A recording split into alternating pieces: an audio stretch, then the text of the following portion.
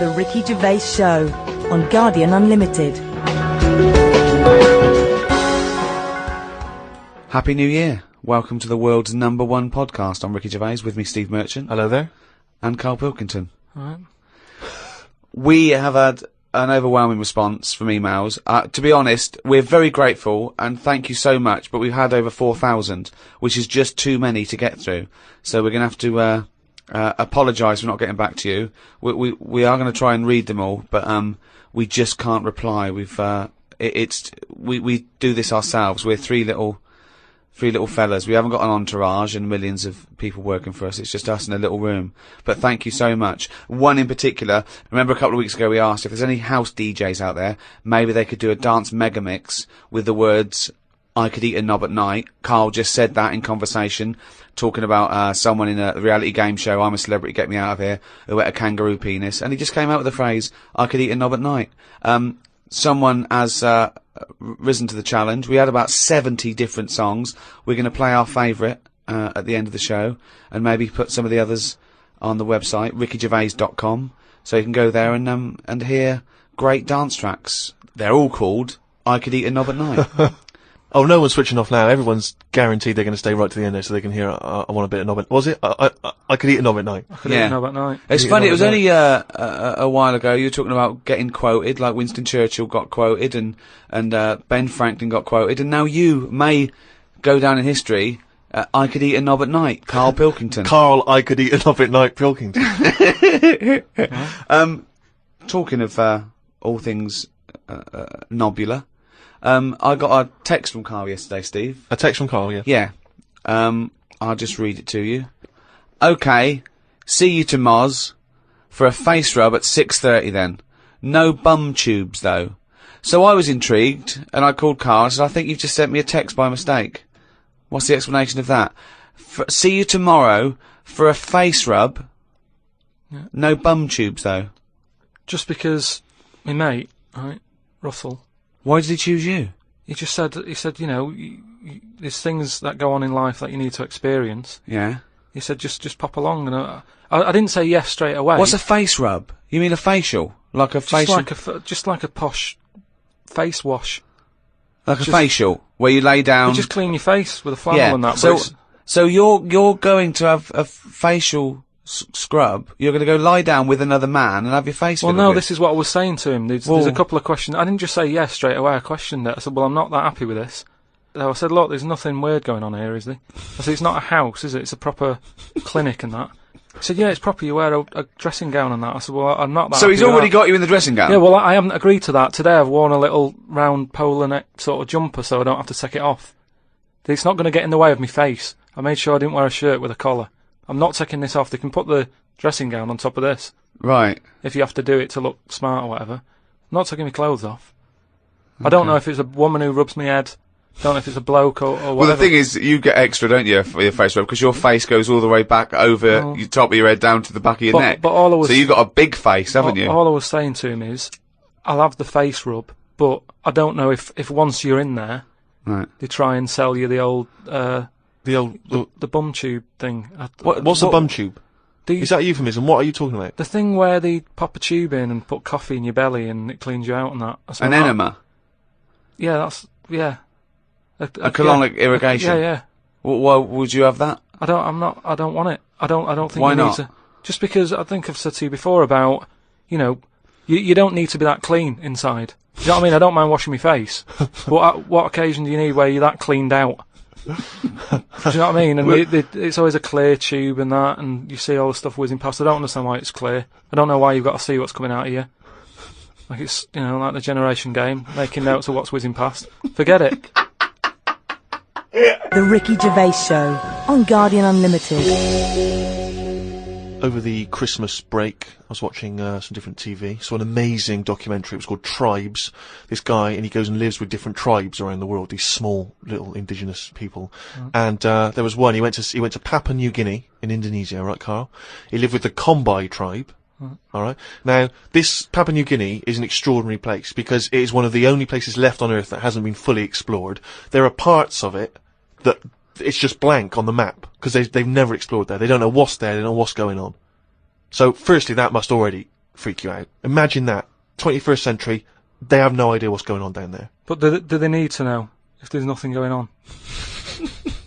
Well, they don't know what's going on. There could be stuff going on. No, but there's no chance that they'll go, we haven't been over there, and someone goes and there's like an Arndale centre.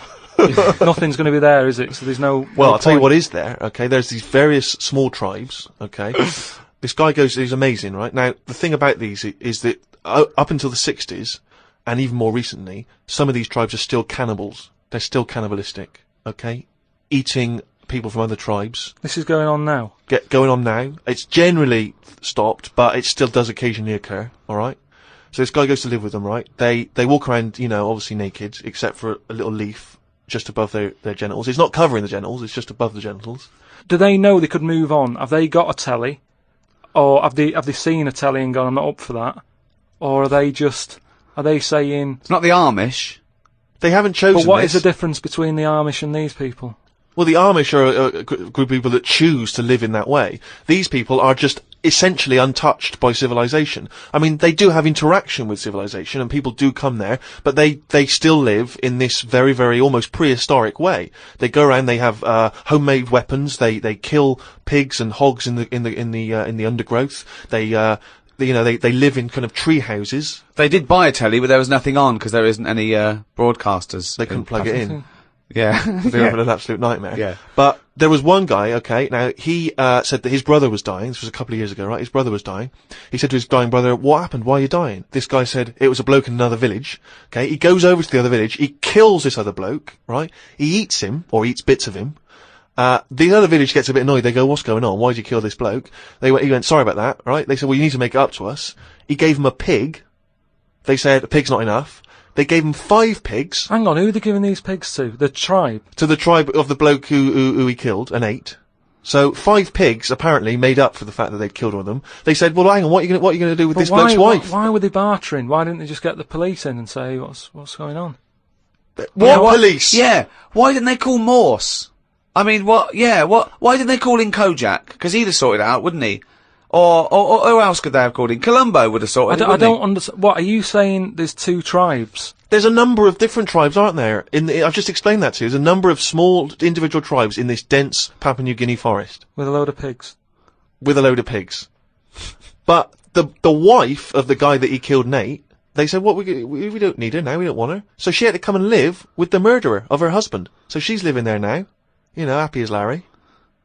But what I mean is, right, they're miles away from anything, but it doesn't sound like the great place to live, right? Could they not move? Could one of them go, do you know what, I'm sick of this. I'm moving or whatever, and go to a proper city.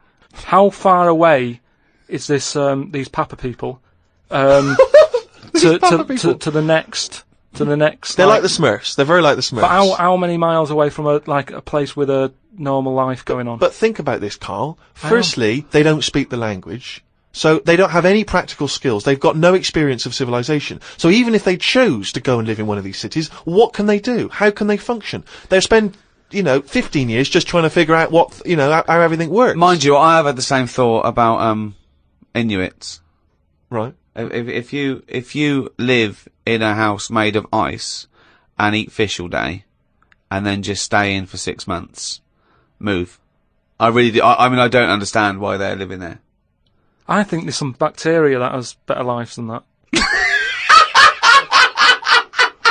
That's got to be offensive. Why?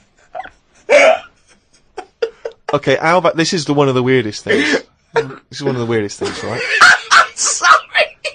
An entire people! An entire race Just of people! dismiss. No, Just I'm not having a go, but I'm just saying, I wouldn't fancy it, is what I mean. But they You know what I don't mean? We're living know in of ice. another world. How can they imagine that they could... Oh, I'll tell you what, this is boring. I'm tired of hunting for food and eating fish from the river. I'll tell you what, I'd like a world where there's iPods and room service. I'm going to go and move to New York. They're not thinking like that, are they, Carl? Because they don't know about this other world. Which is why, in a way, Carl can't offend them, because they are not listening to this podcast. Very unlikely. Very unlikely. You're not going to get any nasty letters from Eskimos, or Inuits as they want to be called now. Does an Eskimo ever... Inuit.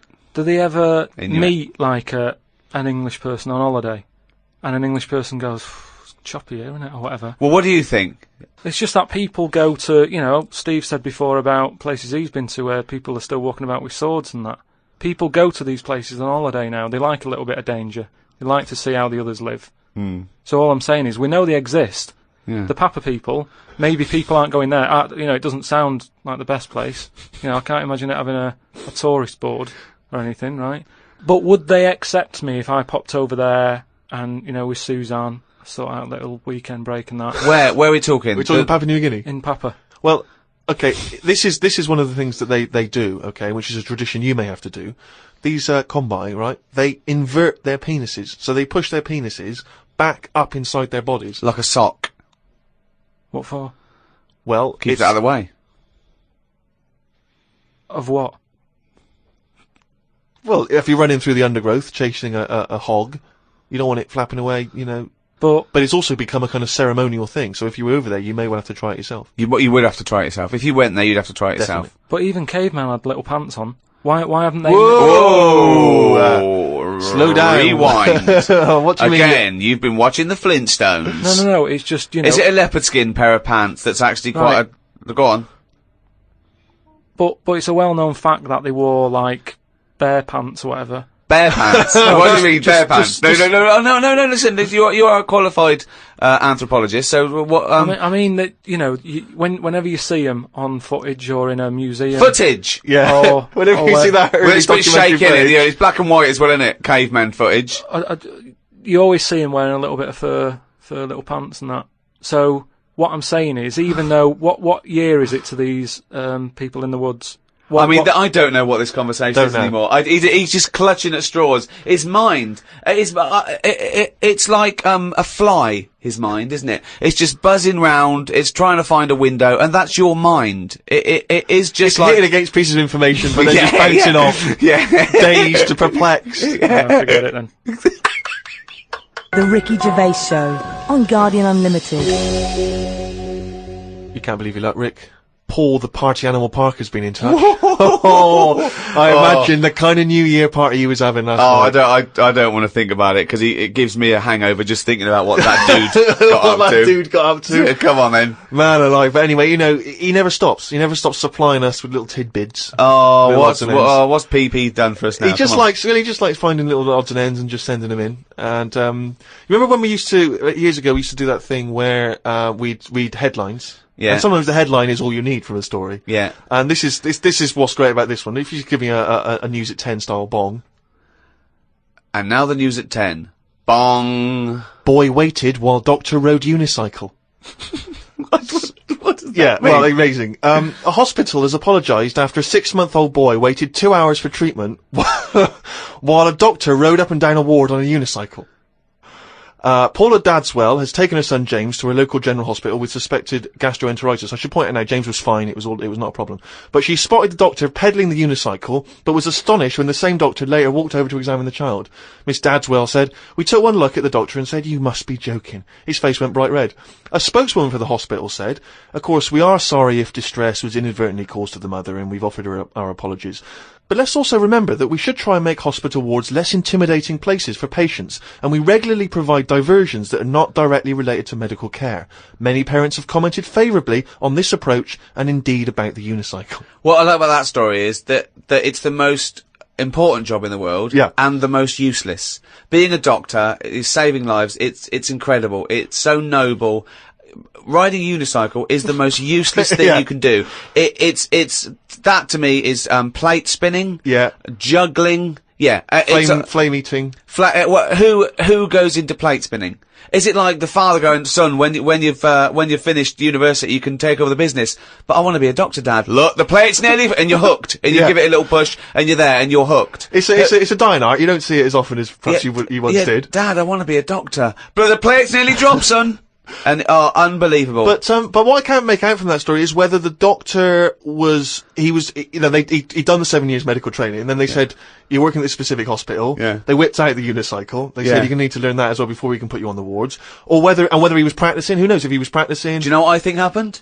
I think the bloke in charge of the hospital, there was 2 people up for the job. This fella, who was brilliant, he got first from Oxford, he was amazing, and the bloke in charge's nephew. Yeah. And, they both scored the He same. did an open university course. Yeah. And they went, well, you're both very good, but, who can ride a unicycle? He whipped it out. Yeah. He went, have a go. Yeah. And he's been practicing. Unbelievable. But it's also the idea that if it is indeed something which the hospital has initiated in order to cheer people up, particularly kids, I mean, it just seems like a dangerous thing to be doing in a hospital, with all due respect. I mean, I think so. You could pull out leads, wires. Anything can happen. I know, yeah. They get you to turn your mobile phone off when you go into some ward, so, please leave your unicycle here, surely. Do not, no unicycles beyond this point. If you have a unicycle accident, of course, a great place to be. It is a good It's an place ideal to be. space to be already. But who rides the unicycle anyway? Do you know what really annoys me? We live near a park. It's a lovely park. And on a Saturday for about 3 hours, there's some twat hippie with braids, dreadlocks, sitting there, playing one drum. How can you play one drum? He thinks this is brilliant. This is therapy. It's I want to shut the fuck up. It's nothing. It's not music. It's not percussion. It's not expressing anything. It's just No. annoying. Yeah. Tell you now, this would be my worst nightmare if you were to take me on an evening out. You say, Steve, we're going tonight, right? You can't get out of it. You've got to do it. It's 2 hours. Stomp. Oh. Stomp, where they put dustbin lids on their feet. Now, I mean, I've seen a little bit of it on the Oscars. Yeah. It's alright for 30 seconds. Well done. But what is that show? What is the Stomp show? I don't know. I mean, Jesus Christ, after about 15 minutes, you've had enough of that, surely. I'm assuming there's not really a story. Are they bin men? No, I just wondered how you get into that, how you start practicing and go, do you know what? That sounds quite good. Yeah, they are. They're bin men, yeah. I was shopping with Carl before Christmas, and we went round sort of Piccadilly and St James's, and those really beautiful shops around there. And I went in one shop. You had to ring a bell to enter. Yeah. They came down, and it's like a iconoclastic sort of shop, and they found things from churches and nearly all Russian 16th century pieces onwards. This beautiful carvings and paintings and statues and everything. And I was wowed by it. And this bloke clearly loved his work, and he was, enthusing to me about these stuff. This is from the 16th century. This is Russian. This is and I went, oh, it's beautiful. And as I was looking round, I heard Carl sidle up to the bloke and go, what's the newest thing you've got here? Yeah. Sure, that's his first thought. I mean, that is the wrong question to ask of a man who's clearly in antiques. Yeah. Proud of the fact he's got 16th century iconoclastic Russian stuff, to ask, what's the newest thing you've got here? What sort of question is that? Oh, I don't know, probably the doorbell. I don't know, what does he want to say? Oh, my shirt. What were you thinking? hoping for? I just was making chat with him, because it's the sort of place that I don't think many people go in, right, Steve? When you go up to this shop, right, it's not sat in there. You have to ring a bell. He's getting on with his life upstairs. He lives upstairs, right? You ring the bell to say, I want to come in your shop. He pops down, stands there watching you look around. So it's not a natural way to shop. Sure. Do you know what I mean? It's not nice having a bloke stood there watching you look at all this old stuff and that. So I was kind of making friendly chat. Yeah. And I think it's an alright question, because he was saying there's loads of old stuff in there, and he kept going on about the old stuff. So what was to say? Well, what's the newest thing you've got? And what was Do you know what he said? thing? The other question he asked him? He said, how often do you get new stuff in? And the bloke went, every day. And I said to him, why did you ask that? He said, well, I was thinking, if you got antiques and you sell it all, what's left? Like, someone's going to sell all the antiques in the world because they're not because they're not making any new stuff. What does that mean? They're not making any new stuff. But I know for a fact no one's ever going to go in there and buy the lot anyway. I mean, I've never seen anything like it. I'm not at any point in my life, and I don't think it'll ever happen, will I go, I need some old Russian wood. Because It was brilliant. No, Steve, no. it was beautiful. It's amazing stuff. There's stuff. There's these things from the 16th century of sort of like saints and monks, and they're carved, But and there's they're loads of it. It's just all piled up. No one's interested. If I was him, I'd go, do you know what? I'm into this, but no one else is. Close shop. Because seriously, it's just piled up, piles upon piles of like old bits of wood with pictures on it and that. But There was think one of a fella- man. Just think of a man 400 years ago that carved this. No, but nobody wants it, do they? I've never heard anyone say, oh look, it's my birthday coming up. I'll tell you what I'd love. What? Bit of old Russian wood. It doesn't happen. That's what I'm saying. I've never heard anyone saying it. Like, I've never overheard someone saying, you don't know where the Russian shop is, do you? And this is in London where the rates are high. There was this thing, right, Steve? Again, making chat. Loads of bits of wood with them old drawings on It was like a panel from a church that someone had painted, right, yeah. and I think it was from sort of 1590 or something. Yeah. And it was this a picture of this saint, wasn't it? So 1590, could be from any time, really. So there's this one there, right, leaning up against the wall, and most of them in there was that Stalin bloke, right? But there was this little fella. Right, can I just stop with there? Lenin. Right, Okay. alright then. Yeah. So he was on all these bits of wood and stuff, but I saw this other little face, right, little fella with a beard, right? So I said, who's this bloke here? He said, the story there, right? He said, it's this little fella who went a bit mad or something. He got mugged back in Russia. This is right, isn't it? This is what he was saying. He said he got mugged. This is that term that I love that term in a 16th century Russian wood. Oh no, I'm being mugged. So he got mugged. He got on that. happy slapped. And he said, I've had enough of this, right? Yeah. And he went to live in the woods, right? Made like a little shed, stayed there.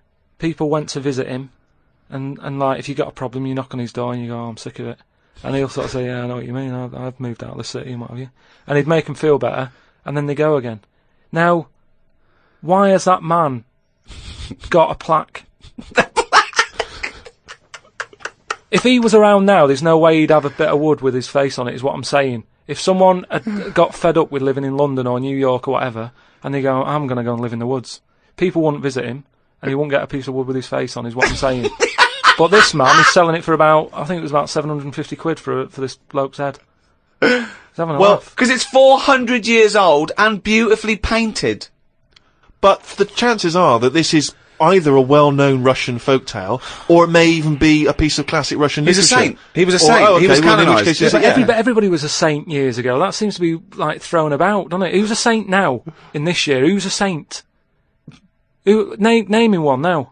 Yeah, this fella lived in the woods in a hut. Oh yeah, that's Saint John or whatever. He's not a saint. He's done nothing. If anything, he's sort of said, I can't be bothered with living in a city with everyone else. Everyone else has got to put up with it, but I can't put up with it. I'm going to live in the woods. Well, if you can't put up with it, you're not good enough, are you? You've got no stamina.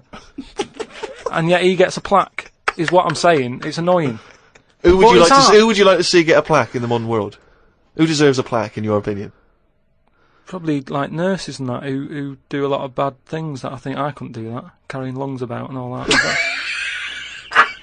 No, but I couldn't do. Do you know what I mean? That's one job that my mum wanted me to be a doctor.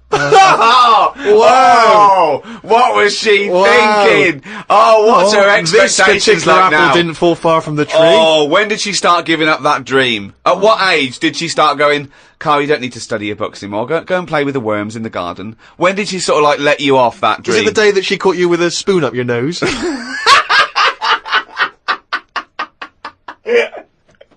From the creators of The Office, Ricky Gervais and Stephen Merchant. Extras, the first series, now on DVD. Who are you? Nobody. What's that?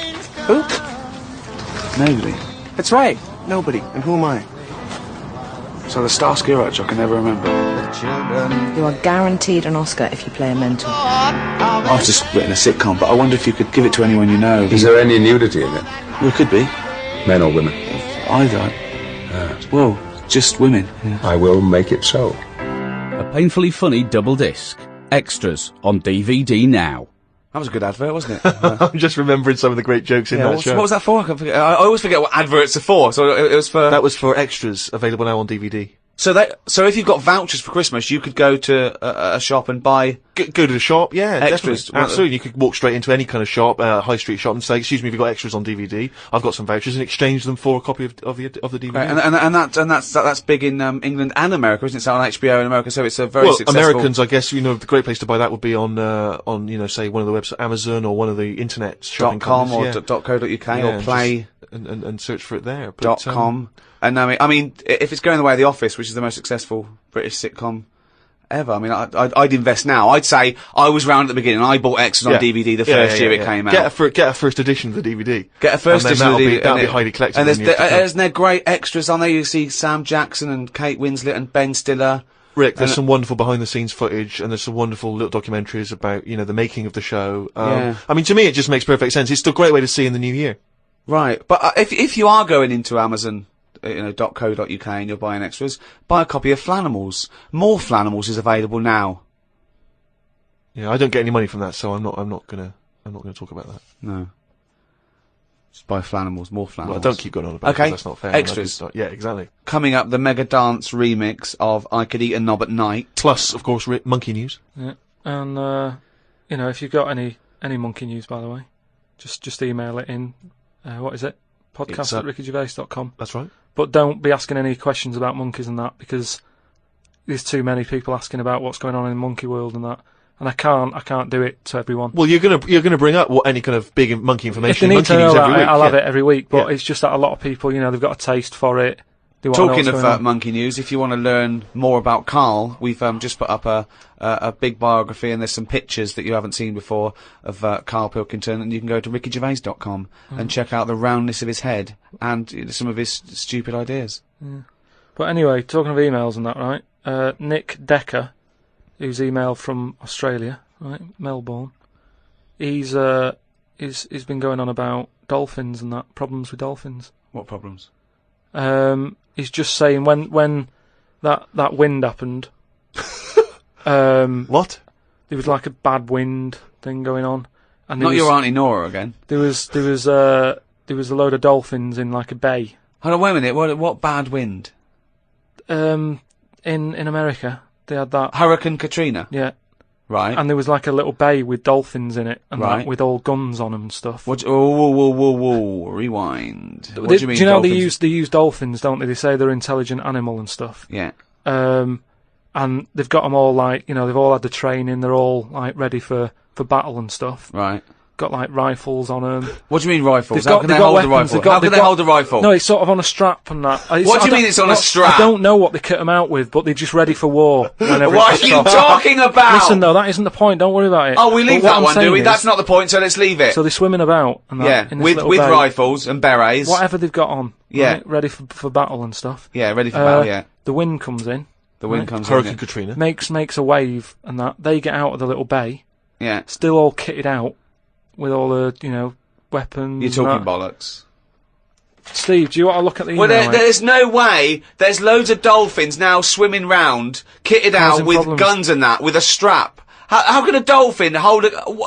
Again, you've been watching Planet of the Apes. They just say, they say they're an intelligent animal and that. Yeah. People are trusting them. Right? And Brilliant. go, look, here's a dolphin. Oh, he's trying to talk to us. What's he saying? He's saying, go ahead, punk, make my day. Look, You're talking shit. It's just news to say if there's dolphins, if you see a dolphin in that, don't go, oh, it's friendly, because there's some with weapons now. So I'm just reading it out on email. That'll cover it and that. So bollocks. And more animal stuff, right? Mm. Your girlfriend, Jane, right? When I was round there the other night, she was talking about they're getting closer to doing the mammoth. Oh yeah, they're genetically engineering it. They've they're a few sort of million bits and pieces away, but they reckon they're going to be able to build a living mammoth in 2 years. Yeah. Really? Yeah. Apparently, What sort of Jurassic Park type stuff? Sort of. Yeah. Yeah. What do you think of that, Carl? Do we need them? What do you mean? Well, is it worth messing about? Because I always think, well, whoever's like knocking one of these together, right? Yeah. They must be pretty bright. Right? Yeah. So whilst they're messing about with an airy elephant, could they be doing more useful stuff that the world needs? Well, it's sort of like, it's fascinating. Even if on the face of it, it looks pointless, which it rarely is scientific discovery. It's about conquering nature, isn't it? I mean, that's amazing, isn't it, that you could bring a mammoth back? What are the implications to bringing a mammoth back? Could they aid the workload? Could they feed the starving? There's What, so applications. you're saying, well, I'm not bring saying it back anything. to kill it, to eat it? Well, I'm not saying anything. I'm saying that rarely is scientific discovery pointless and a waste of time in the greater scheme of things. We learn from this, don't we? The fact that it can map DNA of a mammoth, what are the implications there? Could we bring back, I don't know, Churchill? Could we bring back Nelson? Would we want to? Is it moral? That's another question. But the feet alone, and I don't mean its feet, I don't mean we can bring back mammoth I could feet. tell that was what he was thinking when his eyes moved. Yeah, I meant the achievement alone is remarkable. Putting a man on the moon, pointless. But what a feat. But don't you think? Not impressed by putting a man on the moon? No, we've chatted about the man on the moon. You know, some people like it, some don't. I'm not going to argue about it. Do you know what I mean? If you were behind it and that, good on you. But I'm not that fussed. I don't think we've learnt that much from it. He went all that way, popped a flag up, came back. What have we learned about that journey since? We haven't really been back. We conquered space. We just conquered space. That's what we do. We see what we can do. Why climb a mountain? Because it's there. What's at the bottom of the ocean? Yeah, but I don't agree with people who climb mountain for the sake of it. It's all right if you've got to get over it, but don't go up and then go down again. No, just go for a good walk. Well, I don't mind as long as they don't strain the emergency services. If you're a posh bloke going up the mountain in a beard and you get stuck, you're an idiot. Yeah. And then it's, you know, people have to risk their lives going to rescue you because you wanted to laugh. I agree with that, actually. But don't you think the world's busy enough? It's like you can't hardly move. You know what I mean? And mammoths are taking up quite a bit of room if a load of them come back. We've already got elephants, which in my eyes are good enough. They do, you know, they carry stuff about and that. What's going to be better, a mammoth or an elephant? Because I can see that one of them's going to have to go at some point. If like we start running out of elephants, would they say, well, it doesn't matter, we've got mammoths and stuff. So what's the point? You don't need anyone else in the room for a conversation, do you? No, but what He's arguing with himself. He's arguing with his own head. Amazing. Where would you put the mammoth if they get it going, right? Yeah. They pop it on give it the old electric shock and that, wake it up, and Frankenstein has been watching. And it's like, all his information about science is about the Flintstones, Planet of the Apes, and Frankenstein. In his head, they've got an elephant. They've put some carpet tiles over it, and they're trying to bring that back to life as a mammoth. Forget it then.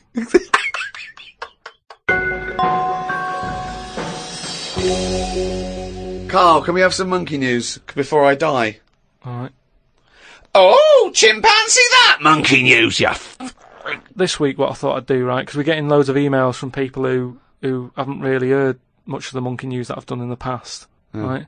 And a lot of people are sending through one of the first ones that I did that was a good monkey news. I think it's worth hearing again, just in case you forgot about it, because it's sort of classic monkey news. I don't know if you want a different jingle. Well, no, I mean, it's just, you know, if it's anything that you've ever said, it's not true anyway, so carry on. Well, it was a true one, because this is the one that, like, this is like world-known monkey news. A lot of people will send this through, it's the most popular one, right? And it's about this monkey that was knocking about called Ollie, right? It's called Oliver. Yeah. And it was in this zoo, and it was the only monkey in there, right? So this is the one they think was the missing link. It was half human, half ape. That programme on television, because it had bald. It looked like you, which doesn't mean it's half anything. It might have been that one. What happened is it was in the zoo and stuff, and it was getting a bit lonely because, like, it was sharing its sort of time with, say, an elephant and a giraffe and that. No, it doesn't happen. And they didn't really No, get on that well. Wait, they do no, not let me just tell you. They do not put chimpanzees in with... No, well, it's not true. Why would he share his time with an elephant and a giraffe? Gervais, it was some kind of flat share. They put an advert in the student union. Yeah, saying we got 2 rooms to let. African mammal wanted, not specific. A mammoth and what I'm saying is there was other elephants for elephants to knock about with and that. The monkey, it was the only one there. So what happened is the zookeeper felt a bit sorry for him. Right. He was like, oh, look, he's looking all fed up and that. Yeah. And like you say, I think he went a bit bald because he was bored and that. So he started to sort of get pally with him. So at lunchtime, when the zookeeper was sat on the wall having his, like, ham butties or whatever, he'd sort of go, all right? And it used to come over closer and closer, right? Yeah. Anyway, within a month, he was sat on the wall having his lunch with him, right? And... What wall? Just a little wall in the zoo. So they let the monkey out. The monkey could come and go. He had his own door key. Just near where the monkey is, it used to just pop over. Oh, these blinking latchkey monkeys. I know, yeah. He was 21. Yeah, go on. Sit there having his butty and that with the monkey and stuff. Yeah. And anyway, the ham butty, as time went on, because the zookeeper back then, zoos weren't as popular as they are now. Right. So it was only it was him on his own really. So he found like the monkey was the closest thing. Absolute rubbish. The zoo cannot run with one zookeeper. This is a true thing. I mean, this is what I'm saying. A lot of people. But the height of popularity for zoo surely was in the Victorian era. So exactly. But anyway, go on. Yeah, but you're sort of, picking up on little things that aren't important. It doesn't matter. Yeah, but anyway, so he sat there, and as time goes on, he's sort of sat with him most of the day. Monkey's walking around with him, helping feed the other animals and that. No. But then what happened is the zookeeper at the end of the night when he's like locking up and stuff. Yeah. He'd feel bad because he'd be leaving the zoo, and like Ollie's sat there, and he's like, "I'll see you tomorrow," and the monkey's like, "Yeah, all right, see you later." He's looking all fed up because he's got home to go to, and he's still stuck in where he's basically working every day. Right, so he's never going home, right? Now he's sleeping at work, the monkey. So anyway, the zookeeper goes home, says to his wife, "Look, Ollie's having a bit of a time at the moment." So she said, "Oh yeah, what's going on?" He said, "Well, he's just looking a bit fed up, he's sick of it." So she said, "Bring him home." So he said, "Well, I did what I asked, but I didn't want to force it, This conversation didn't happen. So anyway, I love that he's giving it in such detail. Yeah, I know, it didn't happen. This is in your head. So she said, "Yeah, bring it home tonight." So anyway, he's looking forward to going into work and that. He sees Ollie. He doesn't tell him straight away. It's a surprise for him later. Oh, God. So they go through the day, usual stuff, feeding the elephants and all that. It gets to the point when it's like, they have the lunch and that. It gets to the end of the day. Yeah. And sort of Ollie's there. He's looking at him like as if to say, "Well, there you go, another day, another busy day and that." Little does he know. See you tomorrow and stuff. Anyway, he's like, "Get your coat." He's like, "What?" Coat? What do you mean, get your coat? Whatever the equivalent is, right? Whatever you say to a monkey, it was kind of like, "You're coming with me," sort of thing. Yeah. Right. So he's going, "Oh, brilliant." Anyway, no, he's not! So what do you mean he's going brilliant? He takes it home. So he gets his hat and coat. He gets his hat and coat and stuff. And he can't believe his luck, right? He Yeah. goes back to the zookeeper's house. Everything's going well for about a week and a half. Right. Has he He's got his at own home. room? He still goes like to work and stuff. To the zoo, yeah. To the zoo. He doesn't work there. And then he comes back with the zookeeper. But anyway, what ended up happening is, so anyway, he's back at the house, and it's going well for about a week and a half. Treating him really well. He's sat there, he's having a brandy at night before he goes to bed. Zookeeper noticed that when he took it back to work, it was kind of getting flashbacks of not having a good time in the zoo, right? So he was like, "This isn't helping him out." He's happy when he's at home with the brandy and the fags and that. When he comes back here, he's starting to look a bit fed up. So he said to his wife, "Look, you're at home all day, right? Oh, Jesus. I'm going to work. I'll leave it with you, right?" So Ollie stays at home. Yeah. Anyway, as time goes on, Yep. a little bit of trouble. Whilst the fella's busy at work, grafting, paying the bills and that for Ollie at home, Ollie starts getting a little bit cheeky. Tries it on with the missus. Right. Whoa. Right. How does a monkey try it on with the missus? Are you Look, this talking shit? is classic monkey news. And How does it try it on with the So he's missus? a bit drunk. He stinks of smoke. He tries it on with the missus. How does he try it on with her? I don't know all the detail on You don't know on that any bit. of the I don't know details. the detail on that bit. But You don't all I know any of the No, I don't know details. the details on that bit. You but don't I know any of the details. So what happened? So while the zookeeper's away, the monkey did play. What happened? Did the zookeeper's wife reciprocate these affections? Just a little bit of little bit of fun, I suppose. She probably went along with that at first. She's cooking at home, getting the tea ready. That's walking past, pinching her arse or whatever. And do you know what I mean? It starts off just like it does, with humans. Starts off as a bit of fun. Before you know it, split up in the end. Anyway, the zookeeper and the I think the monkey stayed with the woman. So it's all there. It's Honestly, all on email, mate. your imagination. Well, you look should it up. write stories. You Get should people- write. Get people to look it up. Just put in monkey, chimp, Ollie, and it's all there. The Ricky Gervais Show on Guardian Unlimited. Happy New Year, particularly to those great guys at Positive Internet for hosting this podcast. Dynamite. The world's #1 podcast, thanks to the guys at Positive Internet. So, check out rickygervais.com to check out Carl's head. Go and buy extras and flannels. Check it out on flannels.com. Oh, come on, this is shameless. Um, Extras still available. Fridge freezer for sale, £400 or nearest offer. Steve Merchant wishing you a happy new year. I'm sure Carl Pilkington wants to reciprocate that. Yeah. And do you know what I want to wish them? I want to wish them a fantastic New Year. Nova night. I could eat a Nova night. Nova night. Nova night. Nova night. I could eat a Nova night. Nova night. Nova night. Nova night. I could eat a Nova night. Nova night. Nova night. Nova night. I could eat a Nova night. Nova night. Nova night. Nova night. I could eat a Nova night. Nova night. Nova night. Nova night. I could